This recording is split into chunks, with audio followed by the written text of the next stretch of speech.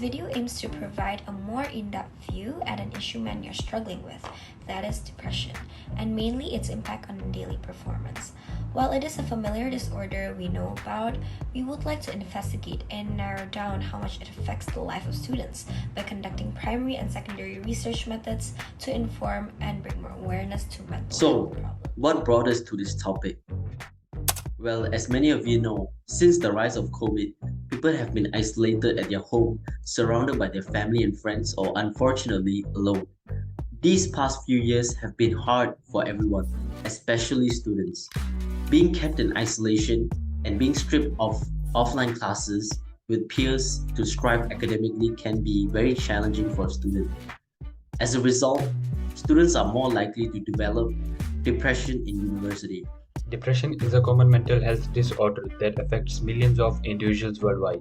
The World Health Organization (WHO) states that approximately 280 million people in the world suffer from depression. Among the population affected by depression, college students are particularly vulnerable.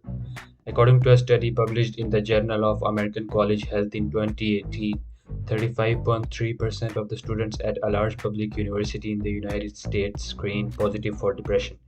A survey by the National Alliance of Mental Illness showed that 27% of them suffered from depression. A study in April 2020 showed that 42.6% of 716 Malaysian adults suffered from depression. According to a study conducted by University Putra Malaysia, the prevalence of depression among Malaysian adolescents was found to be around 20%. Depression can have a significant impact on a student's day-to-day life.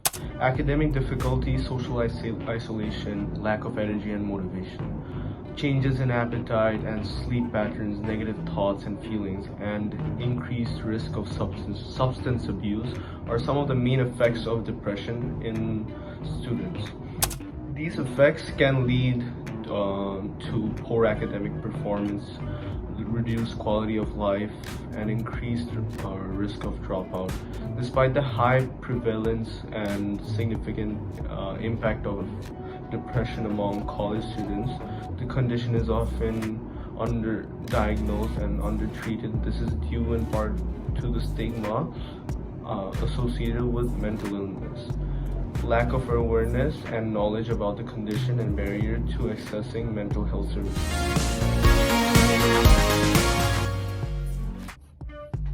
We conducted research related to mental illness to achieve three major goals. First, giving a broader knowledge about depression and what are the exact causes individuals suffer from and regards to depression. Why individuals, especially students, are prone to depressions. Second, how much depression can impact a student's daily life. Lastly, giving an understanding to readers about the inner needs of patients who suffer from mental illness and increasing the audience's awareness and on how to cope with this kind of issue. We produced two methods of conducting research to obtain more information about depression: a one-on-one interview with a patient from a mental hospital to allow us to acquire a better perspective on how poor mental health is induced and how it affects their life, giving us a view of their struggles and overall importance of mental The second method we conducted was done by an online questionnaire that is structured to delve into areas that were affected in a student's life.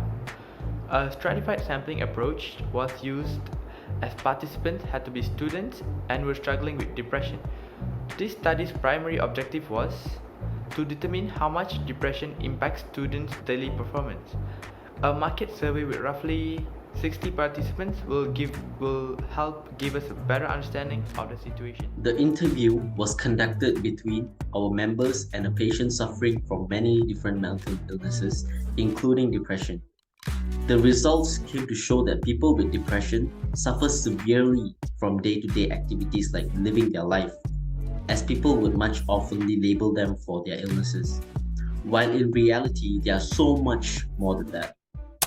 The interview also showed how the brain of a person suffering from depression works, how their perspective in life is so much different than a normal person, that no matter how much we try to understand them, we can't. They live in a completely different world than us when it comes to perception. The online survey we sent out to 60 random participants that are students was to measure the depth of how depression affects them in every single area of their life. We chose social life, academic life, physical activity, emotional area, confidence, and overall perception of depression to them. We believe that these areas best represent a student's life. The results came to show that more likely than not, each area of students' life with depression is affected but with different intensities. To summarize our findings from the interview and survey, the interview was an attempt to ask a mentally ill patient on how others view mental illness and the people struggling from the illness. What we can infer from the interview is that people without mental illness aren't able to relate to what they are going through and how it has affected their daily lives. This is important as we must acknowledge how important mental health is and how it can impact a person's life. The survey appeared to give us better insight related to the levels of struggle of depressed individuals when coping with mental and physical activities. Every question also resulted with more than 50% of individuals reporting moderate to severe levels of struggle with their depression. To sum up, epistemology can offer a helpful framework of comprehending the intricate and distinct experiences of depression and how those experiences may be influenced by a unique perspective, language, and cognition. Eastern philosophy sees depression as a sign of suffering that may be elevated by self-awareness and mindfulness methods. In contrast to Western philosophy, which sees depression as an illness and that must be treated with therapy and medication, while the sociological perspective sees depression as an outcome of societal circumstances and structural inequities, the psychological perspective sees it as an individual disorder brought on by a mix of internal and external variables. By understanding the interplay between individual and societal factors, we can gain a more comprehensive understanding of the nature of depression and how to best support those who are affected by it.